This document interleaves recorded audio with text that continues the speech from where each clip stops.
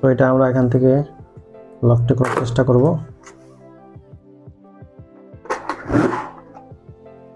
এরকম কভার থাকবে।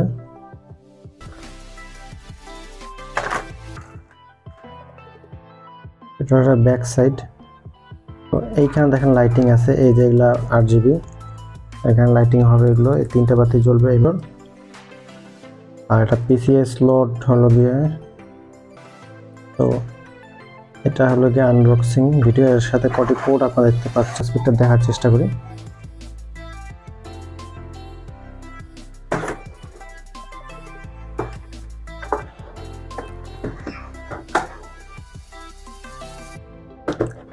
এটা আমরা বাকি একটু বিস্তারিত কম্পিউটার স্ক্রিন দেখা